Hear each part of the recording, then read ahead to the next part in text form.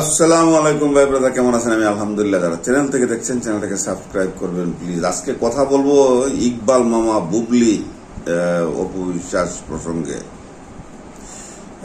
আসাদ আদনান সাহেবের সাথে যে গ্যাঞ্জামটা সাকিব খানের যে তুফান নিয়ে যে এটা উক্তিটা আসাদ আদনান সাহেব করছে, ওটা ইকবাল মামার এই কাজ। ইকবাল মামা সাকিবিয়ানদের আবার এই যে নিয়া একটু ওই যে এটার টিজ নিয়া তুফানের অকথ্য ভাষায় গালাগালি করছে। তো আবার বুবলিরে পরামর্শ দিচ্ছে যে তুমি যে করো, ওই ভাটারা থানায় বলছান একটা জিডি করো। তো দেখেন, এই সাকিবিয়ানদের গালাগালি করছে, আবার বুবলির পরামর্শ দিচ্ছে জিডি করো। এদিক দিয়ে আসাদ আদনান বাইরে সে হাওয়া দিয়া ওই একটা পোস্ট দেওয়াইছে, কিন্তু সে কি সাকসেস হয়েছে? সাকসেসফুল হয় নাই। সাকিব খান আবার গুলি চালিয়ে দিচ্ছে ওই দিক থেকে। একদিনের ভিতরেই আসাদ আদনান ওই শাহরিয়ার শাকিল আলফায়ার কর্ণধার গলায় হাত দেয়া ছবি উঠাচ্ছে এবং তুফানের শুভকামনা জানাইছে। বেস্ট উইশেস ফর তুফান। তো এখন বুবলিরে আবার বলছে যে তুমি যে এই ইউটিউবার নামে যারা পেজের মালিক আছে তাদের নামে, কিছু গণমাধ্যম আছে প্রথম সারির, তাদের নামে জিডি করো। তো জিডির ফলে ভাটারা থানার যে অফিসার আছেন ভারপ্রাপ্ত, উনি সুরুজ বাঙালিকে এবং একজন মহিলা ইউটিউবারকে ডাইকা নিয়ে শাসাইছেন যে এই বুবলি ইস্যুতে আর কথা বলা যাবে না, এতে তার সম্মান নষ্ট হচ্ছে বা পারিবারিক অশান্তি হচ্ছে, যাই কিছু হচ্ছে ওনারা বুঝাই দিচ্ছেন। তো এইটা আমি ভিডিওটা বানাইতেছি এই কারণে যে ইকবাল মামা সব জায়গায় খালি বেজালটা লাগায়।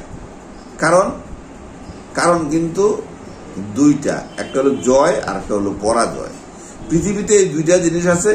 তো কারো জয় হয়, কারো পরাজয় হয়। আর জয়ই আপনাকে হইতে হইলে এই পরাজয়ের মাঝ দিয়েই হাইটে যাইতে হবে।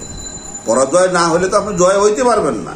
এটা তো ইকবাল মামা জানে না। ঈদের মধ্যে ওনার ছবি নিয়ে আসছে, এই মানে থাইমা গেছে, রিলিজ দিতে পারে নাই, হল পায় নাই, অনেক ডাকডোল পিটাইছে। ডাকডোল পিটানোর তো দরকার নাই। আপনার যদি মাল থাকে, এই যে রায়হান রাফি যে তীর ছাড়ছে, রায়হান রাফি কি ডাকডোল পিটাইছে? মাল আছে, মালে ক্লিক করে ফেলাইছে। সারা দুনিয়ার নেট দুনিয়া তুরফানে এইটা দেখা মানে সবাই আকৃষ্ট হয়েছে। তো আপনার ডেড বডিতে যদি মাল থাকে তাহলে সবাই আকৃষ্ট হবে, হলে যাবে। এখন হলগুলো কান্দছে। আপনি ওই থ্রেড দিয়া উড়াইছে, নামাই দিচ্ছেন, কি জানি কয়, রাজকুমার নামাই দিয়ে ডেড বডি লাগাইছেন, ডেড বডি নামাই দিচ্ছে, চলে না, কি করব? তো এখন রায়হান রাফি যদি রাজকুমার বানাইতো, এই রাজকুমার এখনো হলেতে কেউ না হইতে পারতো না। এইটাই সত্য। আর সত্যগুলি একটু অপ্রিয়ই হয়, খারাপই শোনা যায়।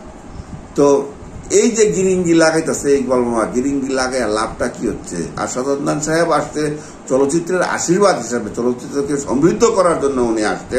তো উনাকে আমি একটা উপদেশ দেওয়ার মতো আমার এত বড় নাই, ব্রেন নাই। আমি শুধু একটা কথা বলবো, আশেপাশে আমলা টামলা যারা থাকে, আপনার চামচা মামচা, এদেরকে ওই কেউ রাইখেন না।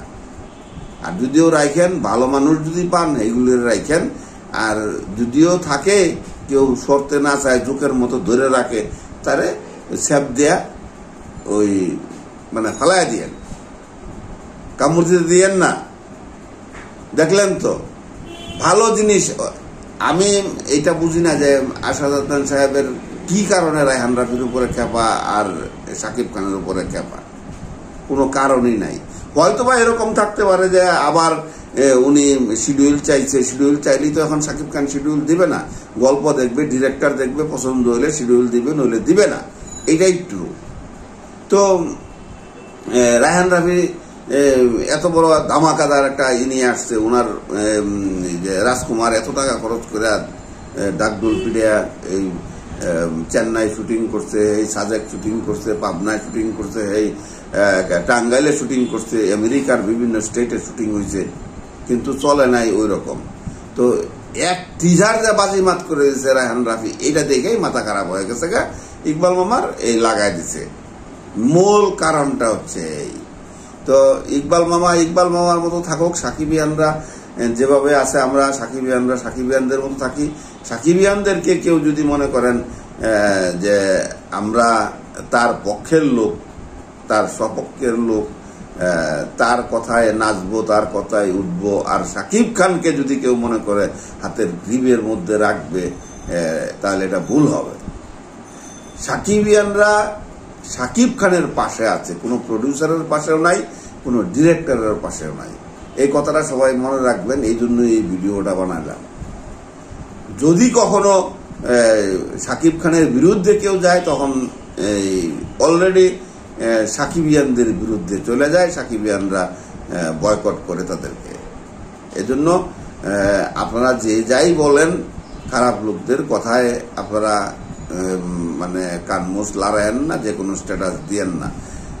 সবাই ভালো থাকুক, চলচ্চিত্র ভালো চলুক, চলচ্চিত্র সমৃদ্ধ হোক, চলচ্চিত্রের সমৃদ্ধের জন্য সবাই কাজ করেন, এইটাই আমাদের চাওয়া। ভালো থাকবেন, সুস্থ থাকবেন।